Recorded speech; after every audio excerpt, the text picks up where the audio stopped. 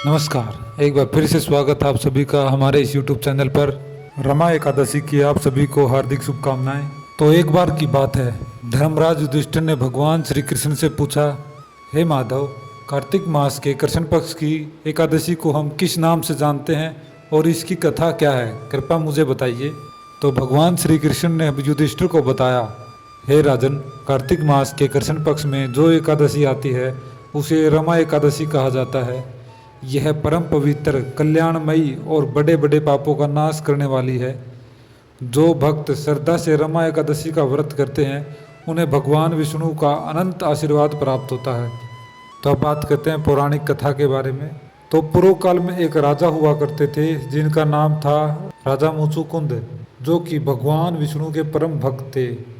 उनकी कन्या का नाम था चंद्रभागा, जिनका विवाह हुआ चंद्रसेन के पुत्र शोभन से।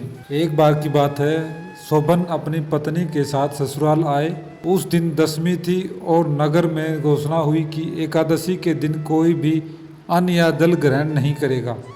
शोभन ने चंद्रभागा से कहा, प्रिय, अब बताओ मुझे क्या करना चाहिए। तो चंद्रभागा बोली कि एकादशी के दिन तो पिताजी के घर में तो पशु पक्षी तक अन्न जल नहीं लेते, फिर मनुष्य कैसे खा सकते हैं। यदि आप भोजन करोगे तो बड़ी निंदा होगी। शोभन ने कहा, प्रिय, मैं भी आज व्रत करूंगा, जो देव का विधान है वही होगा। शोभन ने व्रत का पालन तो किया, परंतु सुधा में उसका शरीर व्याकुल हो गया। रात भर भूखे रहकर उन्होंने भगवान का ध्यान किया, परंतु अगले दिन सूर्योदय से पहले ही उनका देहांत हो गया। राजा मुचुकुंद ने दाह संस्कार किया और चंद्रभागा अपने पिता के घर रहने लगी। रमा एकादशी के पुण्य प्रभाव से शोभन मंदरांचल पर्वत पर एक दिव्य लोक में पहुंच गए। वहां उन्हें कुबेर समान वैभव प्राप्त हुआ। कुछ समय बाद सोम शर्मा ब्राह्मण तीर्थ यात्रा करते हुए मंदरांचल पहुंचे। उन्होंने शोभन को वहां देखा और पहचान लिया। शोभन ने कहा, ब्राह्मण, रमा एकादशी के व्रत के प्रभाव से यह नगर मुझे प्राप्त हुआ है, पर मैंने श्रद्धाहीन होकर व्रत किया था, इसलिए यह नगर स्थिर नहीं रहता। कृपया यह बात मेरी पत्नी चंद्रभागा को बताना। सोम शर्मा ने लौटकर यह कथा चंद्रभागा को सुनाई।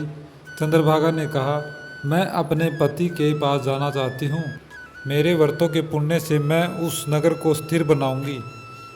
वह ऋषि वामदेव के आश्रम पहुंची। वहां एकादशी व्रत और मंत्र शक्ति के प्रभाव से वह दिव्य देह धारण कर मंदरांचल पहुंची। तो वहां पर अपनी पत्नी को देखकर शोभन अत्यंत प्रसन्न हुए और चंद्रभागा ने कहा, हे नाथ, मैंने 8 वर्ष की आयु से आज तक जो एकादशी व्रत किए हैं उनके पुण्य से यह नगर अब कल्पांतर तक स्थिर रहेगा। तो इस प्रकार दोनों दिव्य रूप में मंदरांचल शिखर पर भगवान विष्णु की कृपा से सुखपूर्वक रहने लगे। तो भगवान कृष्ण बोले, हे राजन, रमा एकादशी एक कामधेनु के समान है, जो भक्त की हर मनोकामना पूर्ण करती है।